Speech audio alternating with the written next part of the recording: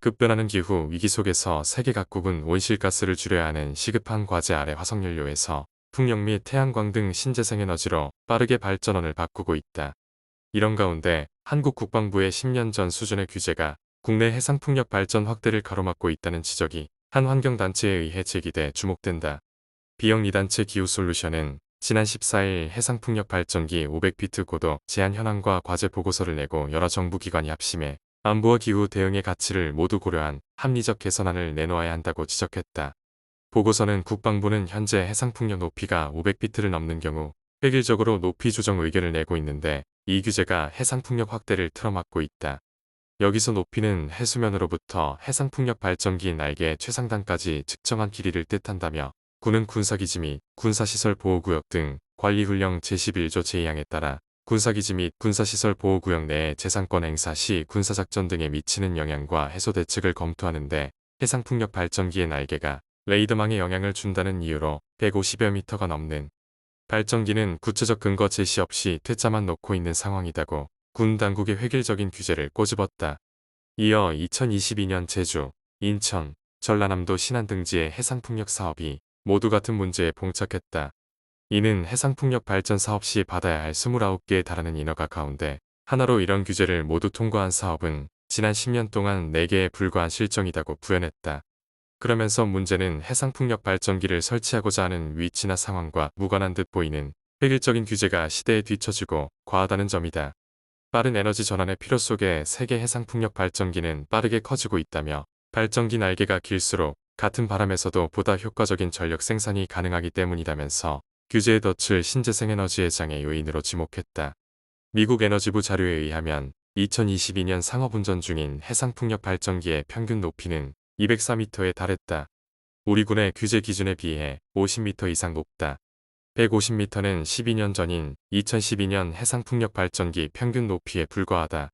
보고서는 이런 군의 기준을 적용했을 때 현재 계획 중인 해상풍력 발전 사업 가운데 설치가 가능한 발전기는 0.5%에 불과하다며 2023년 12월 기준 국내 해상풍력 발전 사업 허가를 받은 사업은 84개 가운데 발전기 수와 용량을 파악할 수 있는 48개 사업을 기후솔루션이 검토한 결과 46개의 사업이 5메가와트급 이상의 발전기 설치를 계획하고 있는 것으로 나타났다고 우려를 전했다.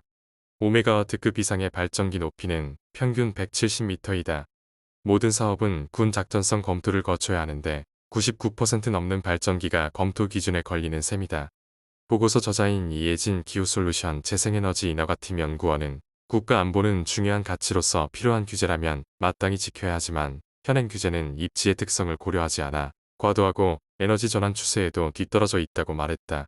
보고서는 군이 이런 규제를 두는 주요한 이유는 해상풍력 발전기 블레이드가 돌면서 군 레이더를 간섭해 불필요한 신호를 보내거나 블레이드 뒤의 물체를 식별하지 못하게 만든다는 점이다. 그런데 해외에선 기술적인 해법이 이미 시도되고 있다고 지적했다. 해외 사례를 보면 영국은 산업과 관계부처가 방공 및 해상풍력단지 저감 태스크포스를 꾸려 풍력 발전기와 방공 및 레이더 시스템의 장기적 공존 방안을 모색하고 있다.